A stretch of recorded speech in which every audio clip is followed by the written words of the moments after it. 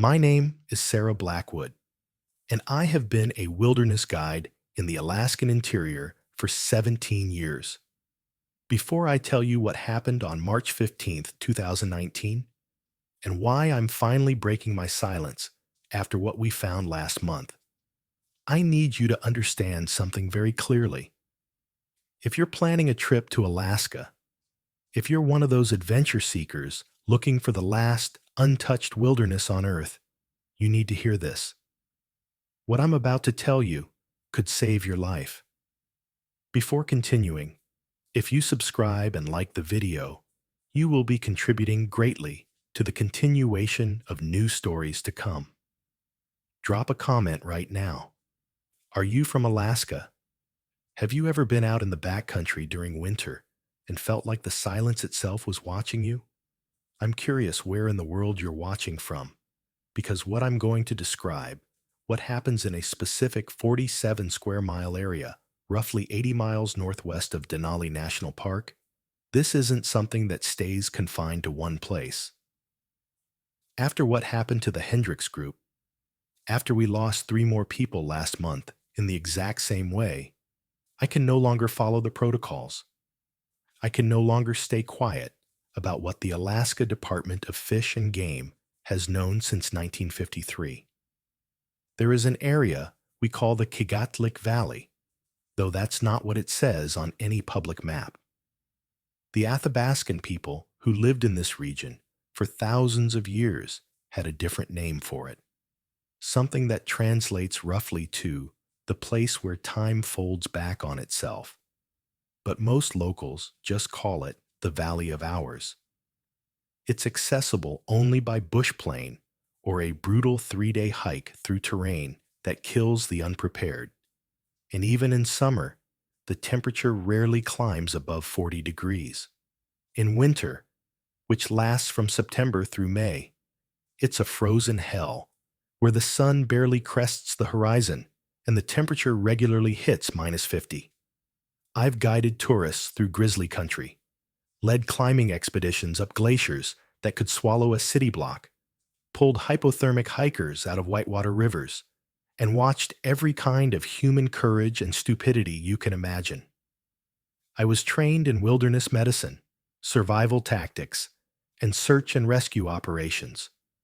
I had a degree in environmental science and had spent 5 years before my guiding career working as a wildlife biologist studying wolf pack behavior across 3 different Alaska ranges. I tell you this because I need you to understand that I'm not someone who spooks easily. I'm not someone who believes in ghost stories, and I was definitely not someone who thought that the warnings my Athabaskan grandmother used to give me about the Kigatlik Valley were anything more than cultural folklore meant to keep people safe from very real environmental dangers. March 15th, 2019 started like any routine winter expedition. I was leading a group of 4 experienced backcountry adventurers, the kind of clients I preferred, people who knew how to handle themselves in extreme conditions and weren't going to panic at the first sign of difficulty. There was Marcus Hendricks, a 42-year-old emergency room physician from Seattle who had summited 3 of the 7 continental peaks.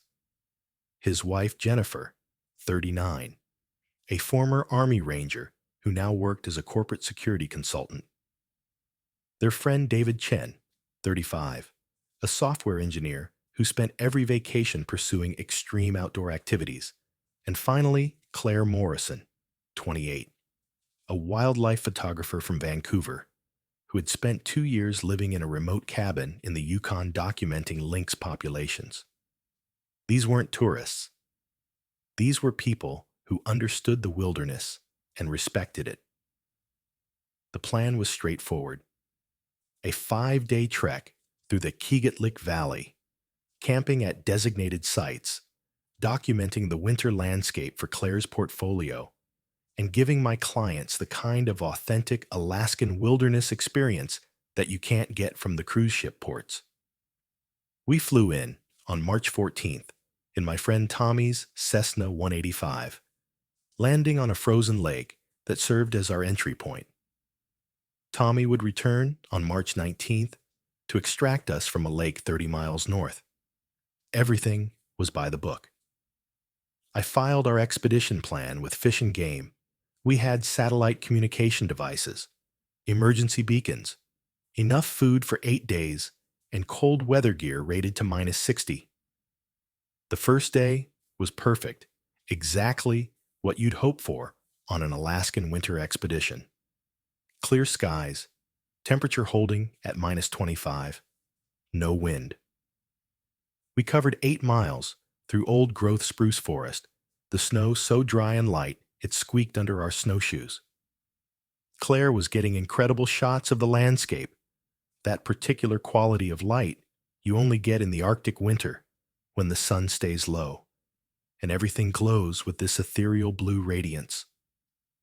We made camp that first night at a cleared site I'd used dozens of times before, a small plateau overlooking a frozen creek bed with good protection from the wind. Everyone was in high spirits, the kind of camaraderie that develops between people who are sharing something genuinely challenging and beautiful. Marcus made jokes about how his hospital shifts had prepared him for sleep deprivation, but not for sleeping on frozen ground. Jennifer told stories about survival training in Colorado that made our expedition sound luxurious. David had brought a portable espresso maker that everyone mocked until we tasted the coffee.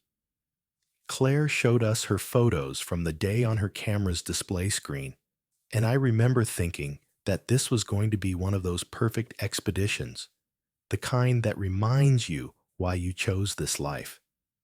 But that night, something happened that should have made me turn us around immediately. I woke up at 3:33 a.m., which I know precisely because I checked my watch, one of those automatic pilot watches that's accurate to within seconds per year. I woke because of the silence. Now, I need you to understand what silence means in the Alaskan wilderness. In winter, it's not the absence of sound. There's always something: the settling of snow on tree branches, the distant crack of ice, the whisper of wind, even on calm nights, your own breathing amplified in the cold, dry air. But this was different. This was a silence so complete, it felt like pressure in my ears, like the entire world had been placed under a bell jar and all the air sucked out. I lay in my sleeping bag, listening to this impossible silence and feeling my heart rate accelerate for reasons I couldn't quite identify. Then I heard it. Tap, tap, tap. The sound was coming from outside the tent, something tapping against the frozen ground in a steady rhythm. Tap, tap, tap. 3 beats, then silence, then 3 beats again.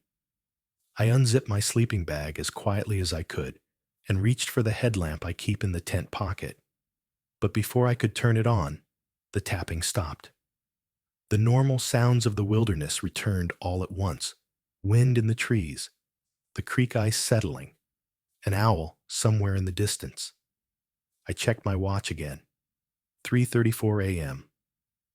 1 minute had passed. Just 1 minute. I convinced myself I'd been dreaming. That weird half-sleep state where reality and imagination blur together, and I went back to sleep without checking outside. The next morning, I mentioned the strange silence to the group over breakfast, more as a curiosity than a concern, and Jennifer immediately said she'd experienced the same thing. She'd woken at exactly 3:33 a.m. and noticed the absolute quiet. David said he'd slept through the whole night, but Claire had been up as well, though she hadn't checked the time. She'd been about to unzip her tent to go to the bathroom when she heard the tapping sound and decided to wait it out rather than investigate in the dark. 3 of us had experienced the same phenomenon at the same time. Marcus, the physician, suggested we'd all been experiencing the effects of mild altitude and exertion. That group psychology can create shared experiences. And while I knew we were only at about 3,000 feet elevation, and none of us were experiencing any altitude symptoms, I wanted to believe him. I wanted there to be a rational explanation, because the alternative, that something had been outside our tents at 3:33 in the morning, tapping on the frozen ground, was not something I wanted to consider. We broke camp and continued north. The weather remained clear. Our pace was good, and by early afternoon we'd covered another 9 miles and were making excellent time. The valley narrowed as we progressed, the mountains pressing in on either side, and the vegetation changed from dense forest to more open tundra with scattered trees. It was beautiful in that harsh way that Arctic landscapes are beautiful, everything reduced to essentials: white snow, dark rock, the skeletal branches of trees that survive in conditions that would kill anything softer. Claire was documenting everything, hundreds of shots, and the rest of the group was energized by the landscape. But I kept noticing small things that bothered me. My GPS showed our coordinates correctly. We were exactly where we should be, according to the map. But the unit kept displaying a small error message I'd never seen before. Temporal sync warning. I thought it was a glitch. Maybe the cold affecting the electronics, even though the device was rated for these temperatures. My compass was acting strangely too. The needle would point north accurately most of the time, but occasionally it would start spinning slowly, making a complete rotation over about 30 seconds, then settle back to north as if nothing had happened. I didn't mention these equipment anomalies to the group because I didn't want to worry them, and because I was telling myself there had to be reasonable explanations. Electronics glitch in extreme cold all the time. Magnetic anomalies from mineral deposits in the rock can affect compasses. These were things I knew, facts I could hold on to. But something else was happening that I couldn't explain away so easily. The light was wrong. In winter this far north, you develop a very precise internal sense of the sun's position and the quality of light, because it changes so dramatically over the short day. At 2:00 p.m., the sun should have been at its highest point, already beginning its descent toward the early sunset. But the light had this strange static quality, as if the sun had stopped moving. And when I actually looked at my watch, and then at the sun's position, there was a disconnect I couldn't quite articulate. The sun was where it should be for the time, but it also wasn't. It was as if I was looking at two different realities superimposed imperfectly on each other. We made camp that second night in a location I'd never used before. There were only so many good camping spots in this valley, and my usual site was another 3 miles north. But Jennifer had mentioned some knee pain, and I didn't want to push it. We found a decent clearing, protected by a rock outcropping, got the tents up, and prepared dinner.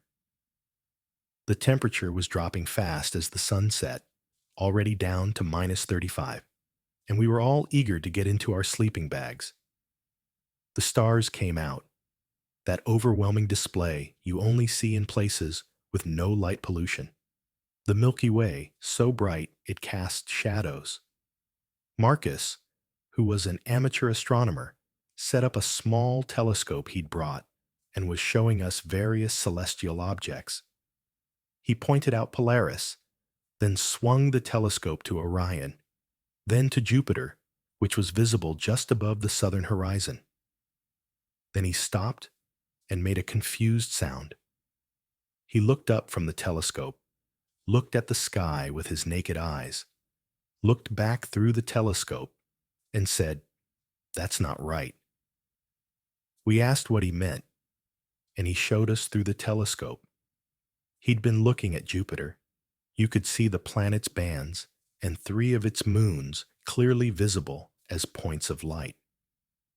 But when he panned the telescope just slightly to the left, Jupiter was there too.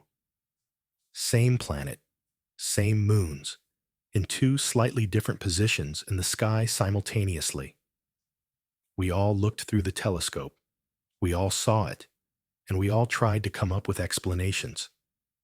Atmospheric refraction creating a mirage, a reflection in the telescope's optics.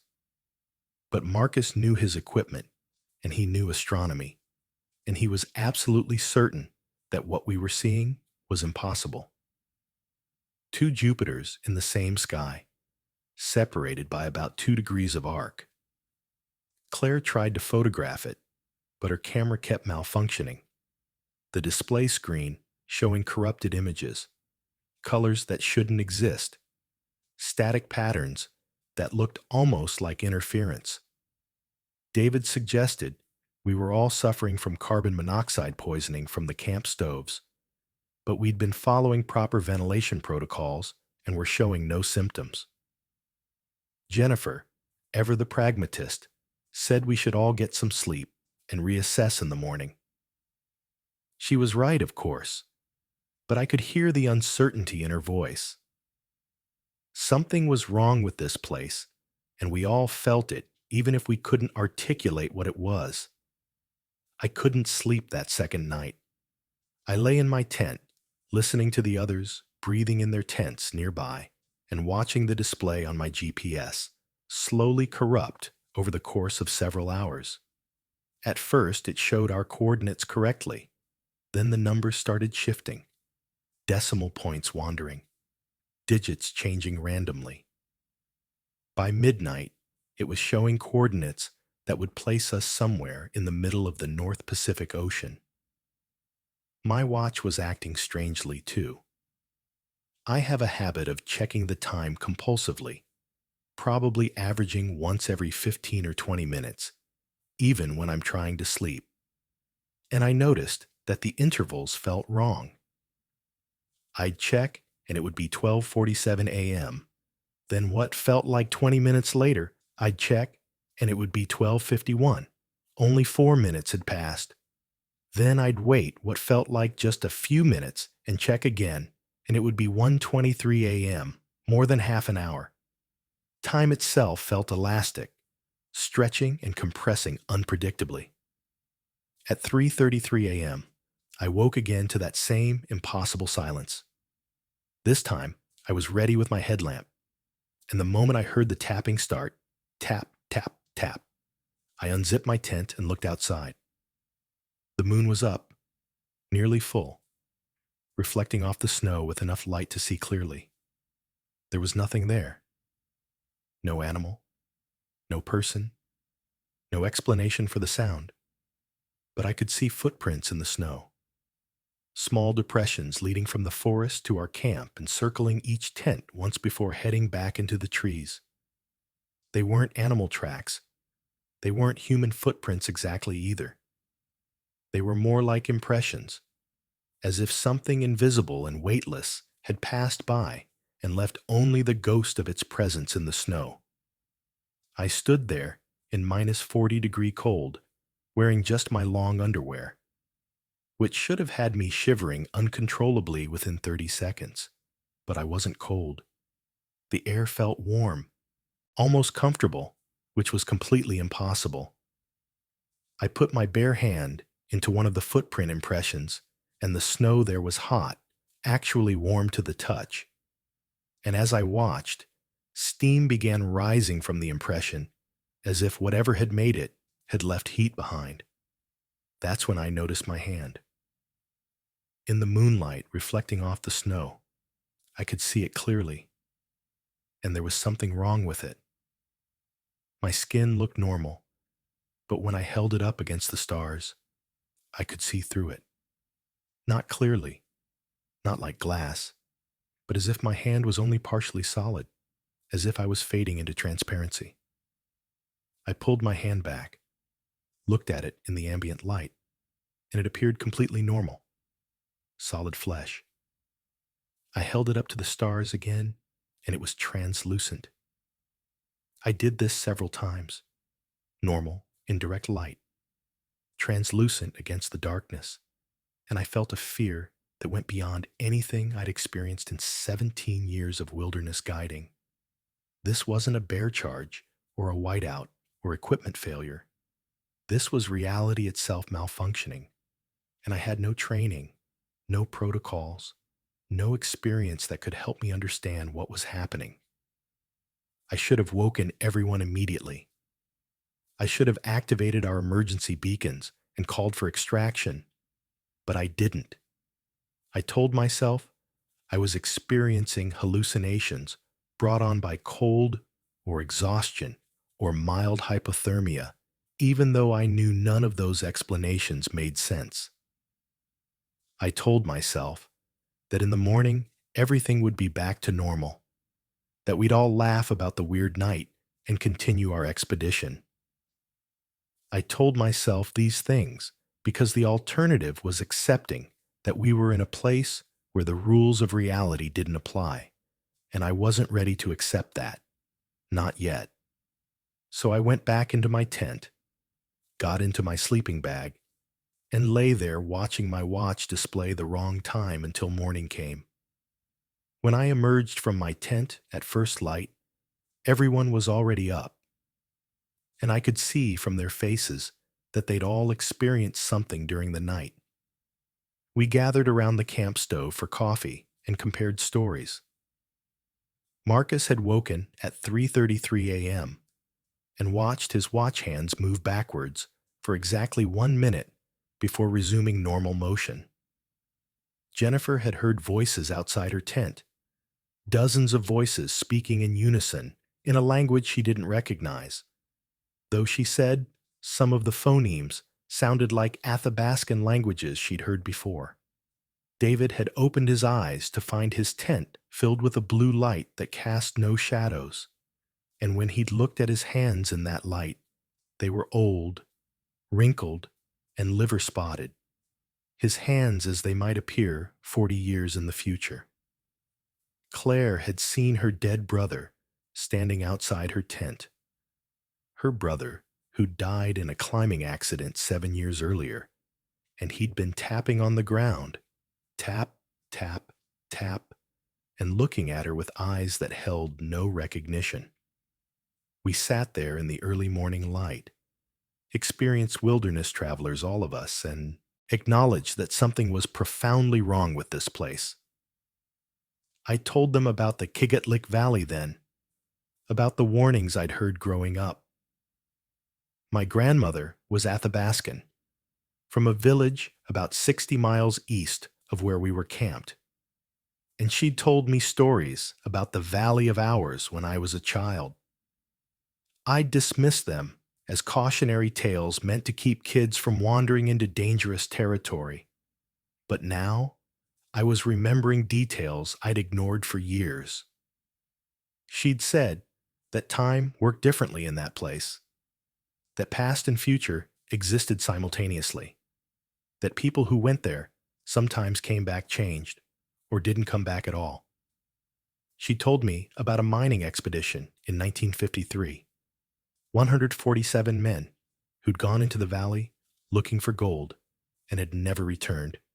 Those searchers found their camp intact, food still in the pots, gear undisturbed, as if they'd simply ceased to exist mid-meal. She told me about the old ones, entities that existed outside normal time, and about the boundaries they'd established with her people generations ago, agreements that were made to keep both sides separate and safe. I'd thought these were myths, folklore, the kind of stories every indigenous culture has about places that are dangerous or sacred. But standing there, in that camp, with my equipment malfunctioning and my clients describing impossible experiences, I was starting to understand that my grandmother hadn't been speaking metaphorically. Jennifer asked the question we were all thinking. Should we abort the expedition and head back to the extraction point? It was March 17th. We were 2 days into a 5-day trek, and Tommy wouldn't be back to pick us up until March 19th. We could hike back to our entry point. It was only about 17 miles, a long day but doable, and use the satellite phone to call for early extraction. But here's the thing about being a wilderness guide. You develop a strong aversion to aborting expeditions for anything less than genuine emergencies. Weather emergencies, medical emergencies, equipment failures that threaten safety. Those are valid reasons to call for extraction. But shared nightmares and equipment glitches? I'd never aborted an expedition for something so nebulous, and part of me was still clinging to the hope that these phenomena had rational explanations we just hadn't identified yet. Marcus agreed with me. He thought we might be experiencing some kind of mass psychological effect, something that would resolve once we completed the trek and got out of the valley. David wanted to continue because he said he'd never experienced anything like this before and wanted to understand it. Only Claire was hesitant, but she was the least experienced in the group and didn't want to be the one to call for retreat. So we made a decision that I've regretted every day since. We decided to continue north, to complete our planned route, but to stay together as a group at all times, to document any anomalies we experienced, and to keep our emergency beacons easily accessible. If things got worse, we'd activate them immediately. It seemed like a reasonable compromise at the time, experienced adventurers making an informed choice to continue through challenging conditions. But what we didn't understand, what I didn't understand until much later, was that the valley doesn't give you the choice to leave once you've gone far enough in. The boundaries work in only one direction, and we'd already crossed the threshold where turning back was possible. The third day of hiking was when things accelerated into genuine nightmare territory. We'd gone maybe 3 miles. The sun had risen to its low arc. Temperature was holding at -30, and we were making good time through relatively easy terrain. Then David stopped and pointed ahead of us. There were people standing in the snow, about 200 yards distant, a group of maybe a dozen figures, and as we got closer, I could see they were wearing old-fashioned clothing. Heavy canvas parkas, wool pants, leather boots, the kind of gear miners or expeditionary teams would have worn in the 1950s. They weren't moving, just standing there in a loose group, facing our direction. I called out to them, standard protocol when encountering other people in the backcountry, and got no response. We approached to within 50 yards, and I could see their faces clearly now. They were all men, ranging in age from maybe 20 to 60, and they all had this strange expression, not fear or surprise or curiosity, but rather a kind of serene acceptance, as if they were waiting for something they knew was inevitable. Marcus called out this time, asking if they needed help, if they were in distress, and that's when they all spoke at once, every single one of them, the same words in perfect unison. "We've been waiting for you. We've been here since 1953.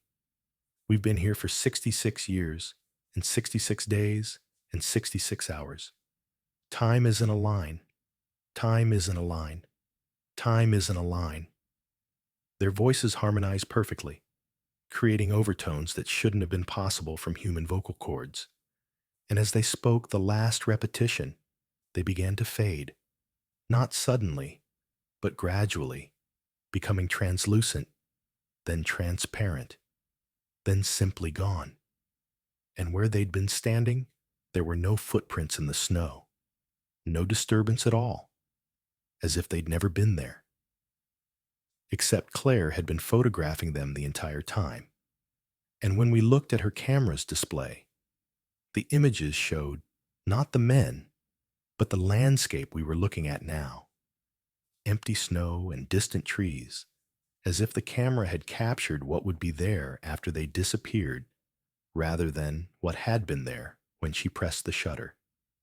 We stood there in stunned silence for probably 5 minutes, nobody speaking, all of us trying to process what we'd just witnessed.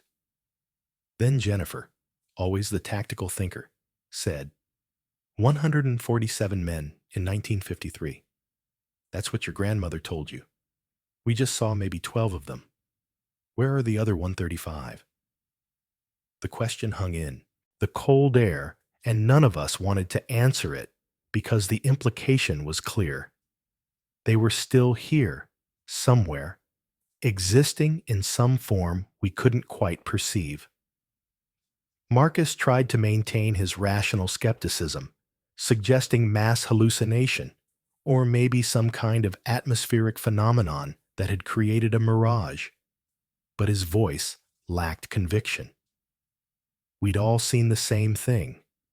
We'd all heard those voices speaking in perfect unison, and we all knew that whatever explanation might exist, it wasn't going to be found in any textbook.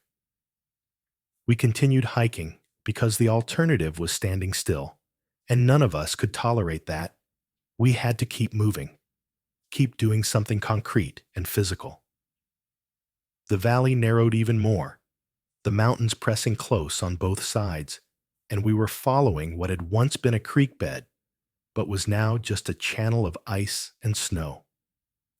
My GPS had completely failed by this point, just showing random characters on the display, and my compass needle was spinning continuously, never settling on any direction. I was navigating by dead reckoning and the position of the sun, old-school wilderness skills, and I was becoming increasingly certain that we were not where we were supposed to be. The terrain didn't match my maps. Features that should have been visible weren't there, and features I'd never seen before were appearing. Rock formations and tree configurations that I'd swear hadn't existed the last time I'd guided through this valley 3 years earlier. That afternoon, we found the camp. It was sheltered in a small canyon branching off from the main valley, protected from the wind, and it was clearly the camp of the 1953 mining expedition. There were multiple canvas tents, still standing despite 66 years of weather, though the fabric looked fresh, not degraded at all. There was a central fire pit with charred logs arranged for cooking, and pots and pans scattered around as if the cooking had been interrupted mid-preparation.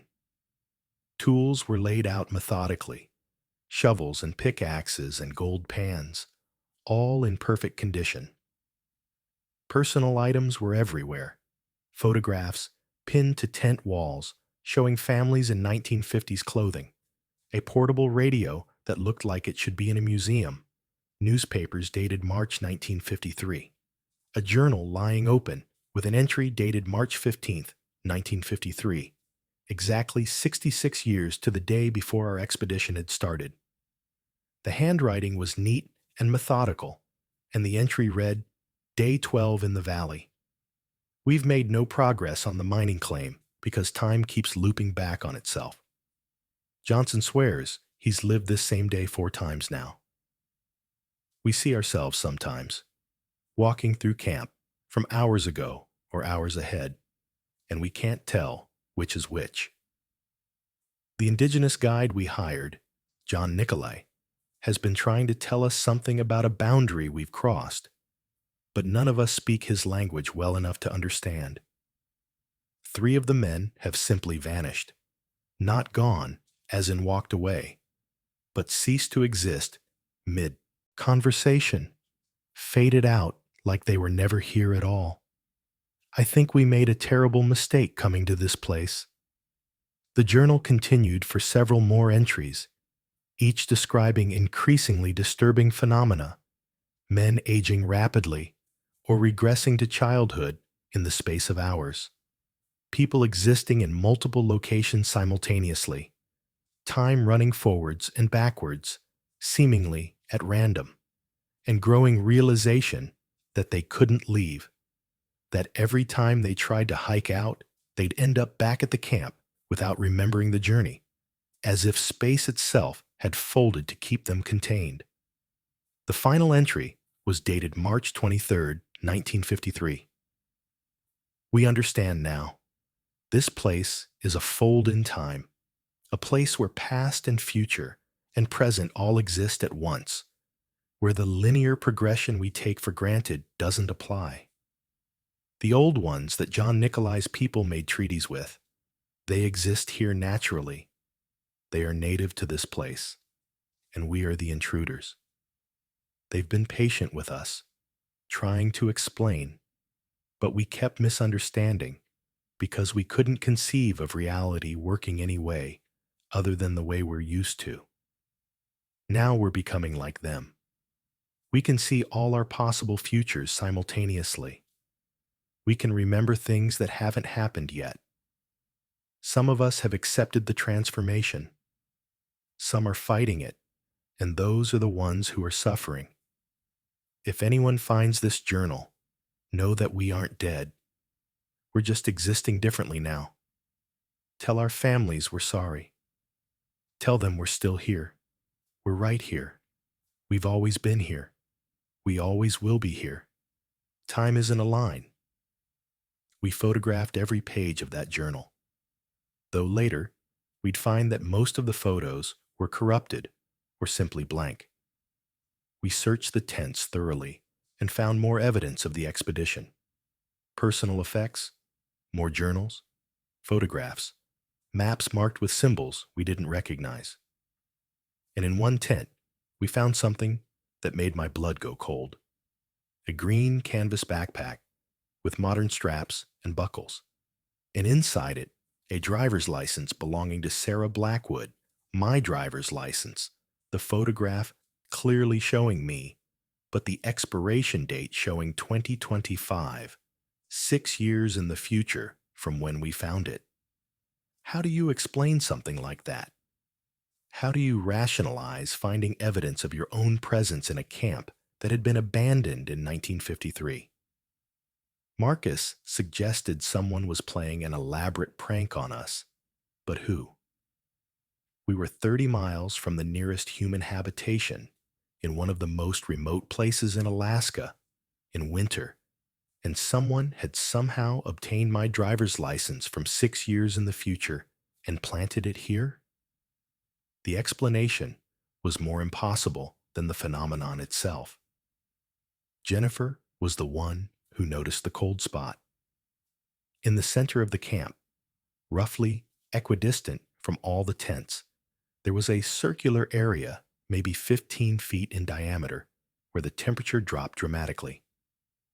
We'd been experiencing -30 all day, but stepping into that circle, it immediately dropped to what my thermometer registered as -67, a physically dangerous temperature where exposed skin freezes in under a minute. But it didn't feel cold. It felt neutral, comfortable, and that disconnect between what my instrument was measuring and what my body was experiencing was profoundly disturbing. In the center of that cold spot, the snow had a strange quality, crystalline and prismatic, reflecting light in colors that didn't quite match any wavelength I recognized. David reached down to touch it, and his hand passed through the snow as if it wasn't solid, as if the ground itself was only partially real. And when he pulled his hand back, it was covered in frost, but the frost was warm, giving off heat like it was burning. We should have left immediately. We should have activated our emergency beacons right then and started hiking out, regardless of whether it was possible. But something was happening to us, to our decision-making processes, to our ability to feel the appropriate level of alarm about what we were experiencing. It was as if the valley itself was sedating us, making everything seem like just another interesting phenomenon rather than a series of escalating warnings that we were in genuine danger. Claire wanted to photograph the cold spot from every angle, Marcus wanted to take samples of the anomalous snow for later analysis. David was fascinated by the way space seemed to bend around the circle, how looking across it made the opposite side appear closer than it should be, while simultaneously seeming infinitely distant.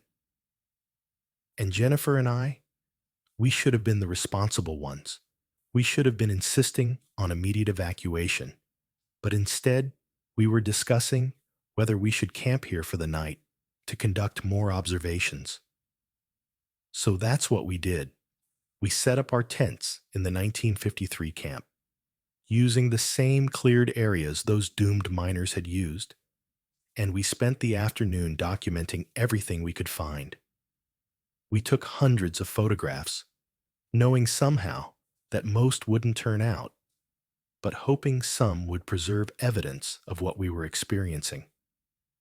We recorded video on multiple devices, though the playback showed static and interference patterns that suggested the electromagnetic field in this location was severely disturbed. We each kept detailed written journals because we were beginning to understand that electronic storage couldn't be trusted.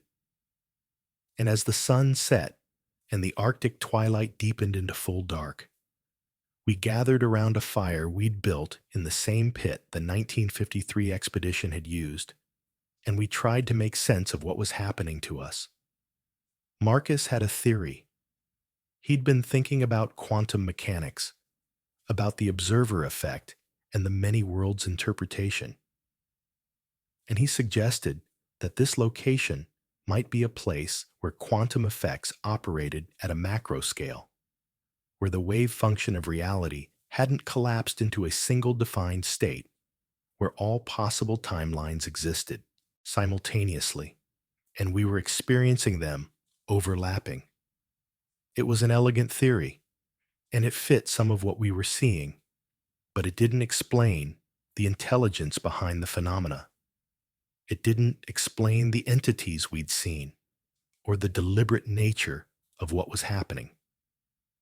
Jennifer had a different theory. She'd done training in psychological operations and information warfare, and she suggested we were being subjected to some kind of classified military test, that the 1953 camp had been staged, that our equipment had been hacked, that we were experiencing a controlled experiment in how humans respond to perceived supernatural phenomena. It was the rational skeptic's last defense, the idea that a vast conspiracy was more plausible than accepting that reality didn't work the way we'd always believed. But even she didn't sound convinced by her own theory. David thought we were in a simulation, that we'd somehow stepped into a glitch in the code that runs our reality, that the phenomena we were seeing were artifacts of that code failing to render properly. Claire, the youngest and perhaps the most open-minded, said maybe we were experiencing exactly what the journal entries described. A place where time folded back on itself, where beings that existed outside our normal temporal perception lived naturally, and where we were the anomalies, the strange creatures who could only perceive a single timeline and couldn't understand the true nature of reality. I didn't have a theory. I just kept thinking about my grandmother's warnings, about boundaries and agreements, and the importance of respecting things we don't fully understand. And I was filled with a growing certainty that we'd violated something fundamental, that by coming here, we'd crossed a threshold that shouldn't be crossed, and that there would be consequences we couldn't predict or prevent. That night, nobody slept. How could we? At 3:33 a.m., the tapping started again. But this time, it wasn't just outside our tents. It was everywhere, all around the camp. A rhythmic tapping coming from every direction. Tap, tap, tap, tap, tap, tap. And when we emerged from our tents to look, we saw them. The 147 miners, all of them, standing in a circle around our camp, their bodies translucent, flickering between solid and transparent, between young and old, between present and absent. They were all tapping on the ground in perfect synchronization, and as they tapped, the ground beneath our feet began to vibrate, not like an earthquake, but like a drumbeat, as if the earth itself had a pulse, and these men were conducting it. They spoke again in that unified voice, those impossible harmonics. You have to choose. You have to choose. You have to choose. Stay in the line or step into the web. Stay locked to single moments or exist in all moments. Remain as you are or become as we are. You have to choose. The cold spot in the center of camp began to glow, not with visible light, but with something else, a radiation that I could feel more than see. And looking into it, I could perceive things that my brain struggled to process. I could see multiple versions of myself, hundreds of Sarah Blackwoods, some older, some younger, some making different choices, some who'd never become a wilderness guide, some who died years ago, some who hadn't been born yet, all existing simultaneously in that glowing space. I could see the five of us, my clients and me, existing in dozens of different configurations, in timelines where we'd never met, in timelines where we died in various accidents, in timelines where we'd made different choices that led to completely different lives. And I could see the miners, not as they'd appeared to us, but as they truly were now, existing outside of linear time, perceiving reality the way you might perceive a book you can flip through in any direction, every moment accessible simultaneously, every possible timeline visible at once. They weren't dead. They weren't trapped.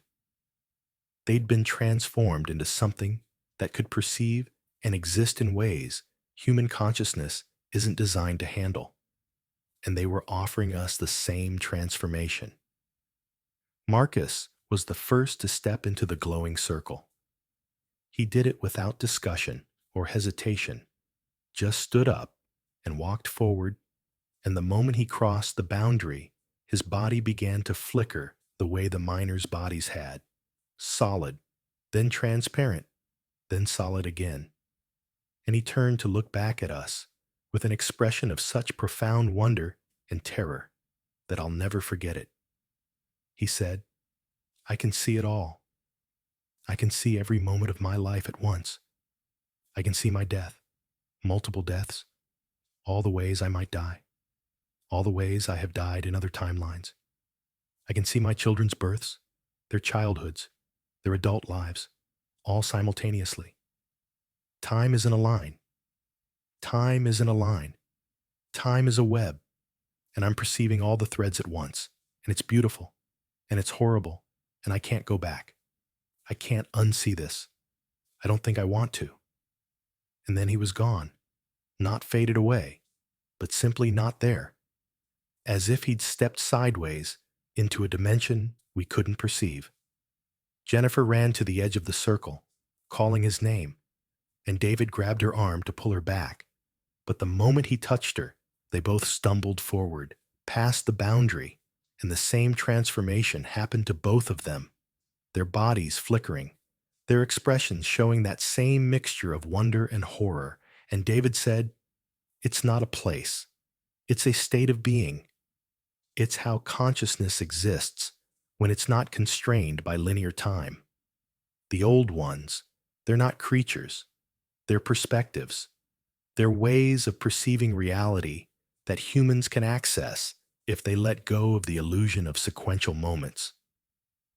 We've been living in such a narrow band of experience, seeing only one moment at a time, when the truth is that all moments exist simultaneously and always have."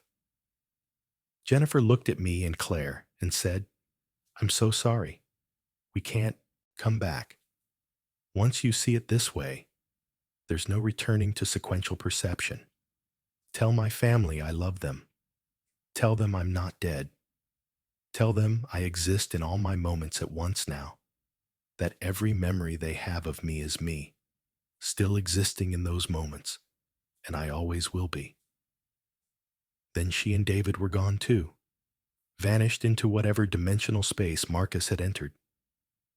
Claire and I stood there at the edge of the glowing circle, just the two of us now, and the 147 miners surrounding us, still tapping that rhythm, tap, tap, tap, and we had to choose.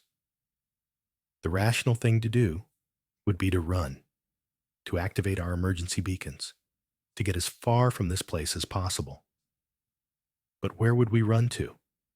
We tried hiking out and ended up back at the camp. Space was folded here. The geography didn't work normally, and I was no longer certain that the boundary of this effect had limits we could cross. Claire looked at me and said, "I'm not ready. I'm not ready to stop experiencing time linearly. I know that makes me less aware. I know it means I'm only perceiving a fraction of reality, but it's the reality I understand, and I want to stay in it.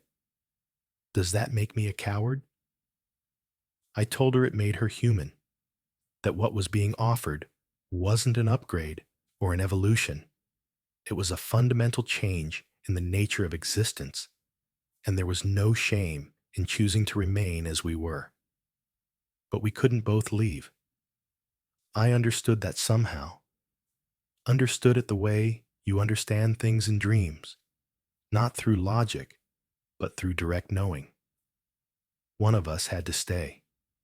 One of us had to accept the transformation and become a bridge between the linear perception humans have and the multidimensional perception these beings offered.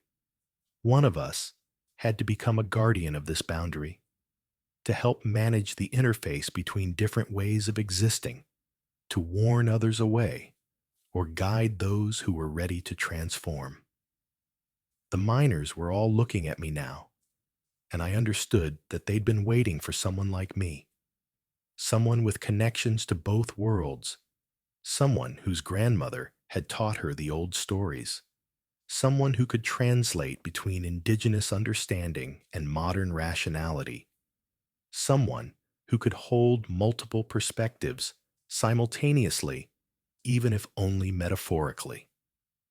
I told Claire to activate her emergency beacon, to walk north out of the camp and keep walking until she found normal space, and that she'd know when she'd crossed the boundary because her equipment would start working again, because time would feel normal again, because the impossible would stop happening. I told her to get extracted, to report everything that had happened, and to tell the authorities that this place needs to be closed, that there need to be warnings, that indigenous boundaries exist for reasons that transcend cultural superstition. She was crying, asking what I was going to do, and I told her the truth. I was going to step into the circle. I was going to accept the transformation, and I was going to become whatever I needed to become to protect people from stumbling into this place unprepared. She hugged me. We held each other for what felt like hours, but might have been minutes or seconds. Time was already becoming unreliable, even outside the circle. And then she was gone, running north through the snow, and I was alone with the miners and the glowing circle and the choice I'd made. I stepped forward. The moment I crossed the boundary, everything changed. Not gradually, but instantly, like a switch being flipped. And suddenly, I could perceive reality the way the miners did, the way the old ones do. Every moment of my life existed simultaneously. I was being born and dying and living every single day, all at the same time. I was a child, listening to my grandmother's stories, and I was standing in this circle, and I was decades in the future, still standing guard at this boundary, all of it happening at once. I could see the web of time spreading out in every direction, infinite branches, infinite possibilities, every choice creating new timelines, every moment containing all other moments. I could see the 1953 miners not as they appeared, but as they truly were. Vast consciousness spread across decades of subjective experience, still existing in every moment they'd ever lived, perceiving all of it simultaneously. I could see Claire running through the snow in multiple timelines. In some she made it out, in some she didn't, in some she came back, and all of those timelines were equally real, equally present. And I could see the old ones. They aren't creatures in any biological sense. They're patterns of consciousness that exist naturally in the non-linear aspects of space-time. Beings whose native experience is perceiving all moments at once rather than being trapped in sequential awareness. They've been here longer than human civilization, longer than our species, perceiving the flow of time as we might perceive the geography of a landscape, able to move through it in any direction, able to exist in multiple locations and times simultaneously. They don't see humans as we see ourselves, as individual beings moving through time. They see us as long threads of existence, birth to death, and every moment between all present at once. And they're curious about us, because we have the capacity to perceive reality their way, if we're willing to let go of our attachment to sequential experience. The boundaries my grandmother's people established weren't to keep the old ones away from humans. They were to keep humans from stumbling into spaces where the old ones exist naturally, where time works differently, where our linear perception would be shattered. I don't know how long I stood in that circle. Time didn't work in ways that would make that question meaningful. Eventually, the glow faded. The miners' spirits dissipated or moved on to wherever beings like them go. And I was standing in the camp alone, physically unchanged, but fundamentally different. I could still perceive reality linearly. That ability hadn't been taken away, but I could also perceive it non-linearly when I chose to, could see the branching timelines, could feel the presence of all my moments existing simultaneously. I'd become something between human and old one, a bridge consciousness. And I understood that this was my purpose now, to maintain this boundary, to warn people away from spaces where reality becomes fluid, to help those who accidentally cross over to understand what's happening to them before they're transformed unwillingly. I found Claire 3 days later. She'd made it to the northern extraction point, and Tommy had picked her up, and she'd immediately reported everything to Fish and Game. They'd sent a search and rescue team to find me and the others, and when they arrived at the camp, they found me sitting by the cold fire pit, the 1953 expedition camp, completely gone, as if it had never existed, all our gear intact, and no sign of Marcus, Jennifer, or David. I told them what had happened, all of it, every impossible detail, and they listened with expressions that suggested they'd heard stories like this before. The lead ranger, a man named Tom Kigatlik, who was Athabascan like my grandmother, took me aside and said, "You've become one of the guardians now. We have others like you, people who've been to places where time folds, who've accepted the transformation partially so they can help protect the boundaries. The government knows about these locations. They've been documented since at least 1953. But there's no way to contain them, no way to prevent people from finding them. All we can do is try to discourage exploration, maintain the warnings, and have people like you available to help when someone crosses over. There's an entire classification system I learned about later, maintained by a division of the Department of Homeland Security that most people don't know exists, cataloging locations throughout the United States where space-time behaves anomalously, where the old ones or beings like them can be encountered, where human consciousness can be altered permanently by exposure to nonlinear time. The Kigatlik Valley is designated as a Level 4 temporal anomaly zone, which means complete public exclusion would be enforced if it were possible. But it isn't possible because the boundaries shift, because the zone itself moves through time as well as space, because attempting to contain it would require understanding of physics that humanity doesn't possess yet. So instead, they maintain unofficial protocols. They discourage expedition companies from operating in certain areas. They spread rumors that make places seem more dangerous than they are through conventional means. And they quietly recruit people like me who've been transformed to help manage the interface. I still work as a wilderness guide. I still lead expeditions into the Alaskan interior. But now I steer people away from certain valleys, certain canyons, certain locations where I can perceive the boundaries thinning, where time starts to behave strangely, where the old ones exist close to our reality. I can sense when someone has the potential to transform, when they're ready to perceive reality non-linearly. And for those rare individuals, I can guide them to the boundaries safely, help them understand what's being offered, ensure they're making an informed choice rather than stumbling into transformation by accident.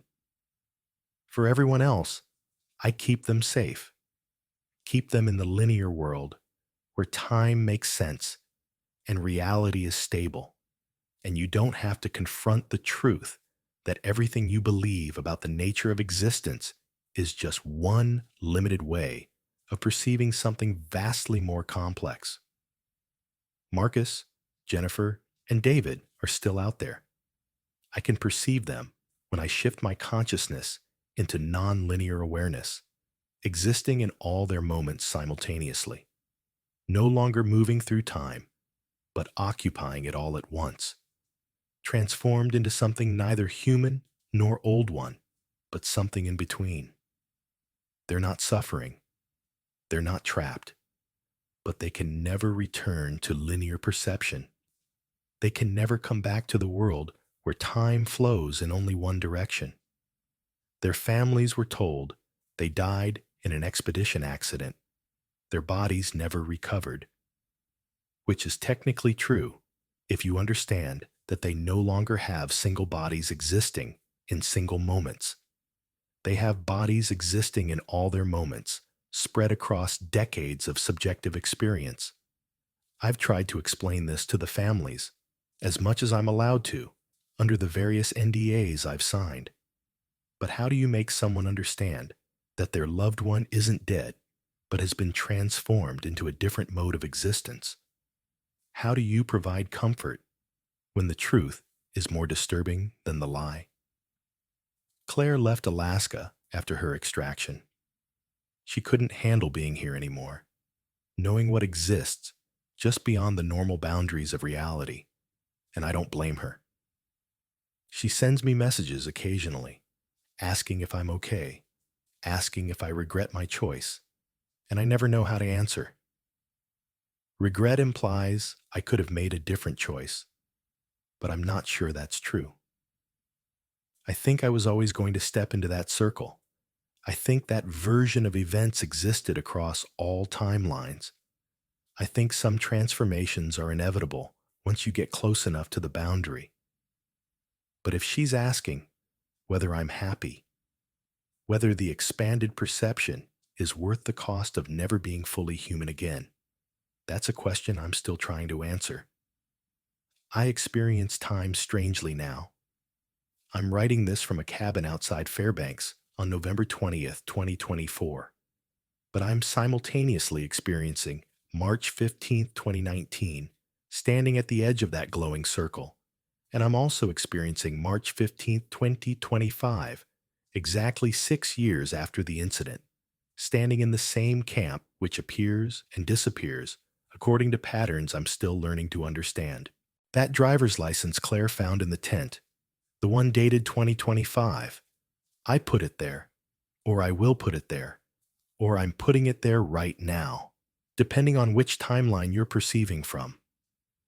Time isn't a line, time is a web, and I exist at multiple points on that web simultaneously, though I can focus my attention on single points when I need to function in the linear world where most humans live. It's exhausting sometimes, maintaining the dual perspective, being part of normal reality while also perceiving the vast structure of space-time that underlies everything. But it's necessary. Someone has to guard these boundaries. Someone has to help people who accidentally cross them. Someone has to maintain the treaties my grandmother's people established generations ago, to respect the old ones' territory while protecting humans from transformations they're not ready to handle. Last month, 3 more people went missing in the Kigatlik Valley. Experienced mountaineers on an unsanctioned expedition who ignored the informal warnings and pressed north into territory that's marked on the classification maps as high risk. I was called in to search for them, and I found them exactly where I knew they'd be, standing at the edge of the cold spot, bodies flickering between solid and transparent, making their choice. 2 of them stepped forward, accepting the transformation, joining the community of beings who exist in nonlinear time.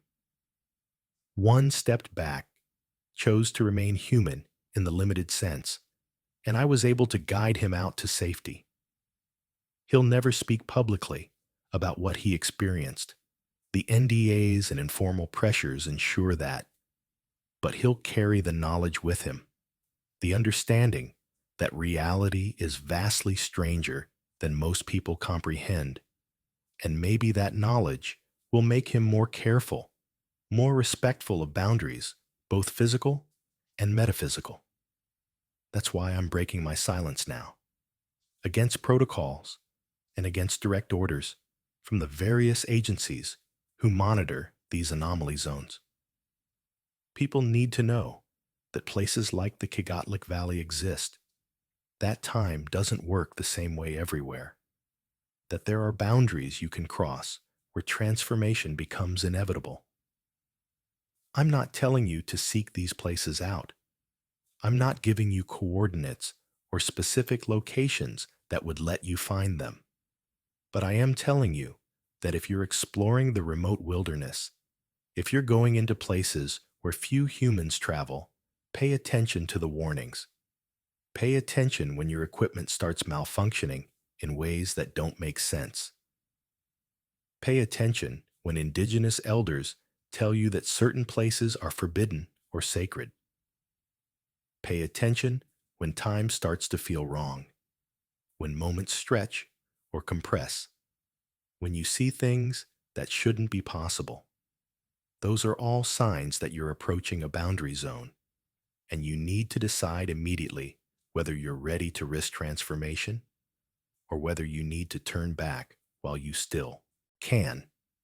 If you're planning a trip to Alaska, particularly to the interior regions northwest of Denali, understand that there are areas where reality becomes negotiable, where the old ones exist close to our perceptual range, where humans can be transformed into beings that experience time non-linearly. The government can't protect you from these zones because they shift and change and don't obey the normal rules of geography. Your equipment will fail you when you need it most. Your training and experience won't help you understand what's happening. The only protection you have is awareness and respect, knowing that these places exist and choosing to honor the boundaries rather than pushing past them out of curiosity or bravado. I'm still here, still guiding expeditions, still maintaining the boundary between linear and non-linear reality. I exist partially in both worlds now, neither fully human nor fully transformed, a bridge consciousness that can help others navigate the choice I had to make. I see the threads of time spreading out in every direction, infinite possibilities, infinite timelines, and I understand now what my grandmother was trying to teach me when she told those stories I dismissed as folklore. The old ones aren't monsters or demons or supernatural entities in the way we usually understand those terms. They're simply beings whose native experience is different from ours, who perceive reality in ways we can access if we're willing to sacrifice our comfortable illusion that time flows in only one direction. Some people are ready for that transformation. Most aren't. And my job now is to help both groups, to guide those who are ready and protect those who aren't. Time isn't a line, it's a web, vast and complex, with every moment connected to every other moment, past and future existing simultaneously with the present, and consciousness able to move through it in any direction once you understand how.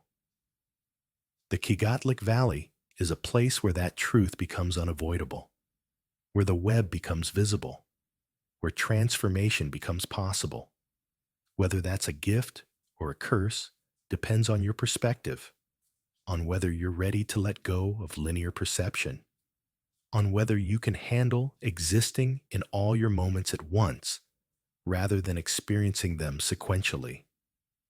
I made my choice on March 15th, 2019, or I'm making it right now, or I'll make it years from now, depending on which point on the web you're observing from. And every day, I continue to exist in this liminal state. I'm helping others make their choice, protecting the boundary, honoring the treaties, respecting the old ones, and trying to warn people about dangers they don't believe exist until they're standing at the edge of transformation with no way back. So if you're watching this from somewhere warm and safe, if you're planning your next adventure, if you're drawn to the wild places where few humans go, remember this. There are boundaries written into the fabric of reality itself, places where the rules change, where consciousness can be altered permanently, where the comfortable illusion of sequential time breaks down and you're forced to perceive the truth that all moments exist simultaneously. Respect those boundaries, honor the warnings, listen to the elders who know these territories better than any map can show. And if you find yourself in a place where time starts to feel wrong, where your equipment fails, where you see things that can't exist according to your understanding of reality, turn back immediately. Don't investigate. Don't try to document it. Don't convince yourself there's a rational explanation. Just leave while you still can, while you're still capable of experiencing time linearly, while you're still fully human in the way you understand that term. I'm Sarah Blackwood, and I've been a wilderness guide in Alaska for 17 years, but for the last 5 years and 8 months, I've also been something else, something between human and old one, a guardian of boundaries, a bridge consciousness existing partially in linear time and partially in the vast web of all moments occurring simultaneously. I'm telling you this story because I can no longer remain silent, because 3 more people made the transformation last month, because the boundaries are thinning in ways that concern those of us who monitor them, because you have the right to know that reality is stranger and more dangerous and more beautiful than you've been told.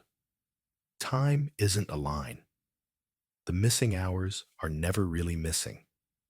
Transformation is always possible, and the old ones are patient. They've been here for eons longer than our species, and they'll be here long after we're gone, existing in all moments simultaneously, perceiving the web while we struggle to understand even a single thread. Welcome to Alaska. Welcome to the places where time folds back on itself. Welcome to the boundaries between linear and nonlinear existence. Walk carefully, pay attention to the warnings, and remember that some transformations, once accepted, can never be reversed.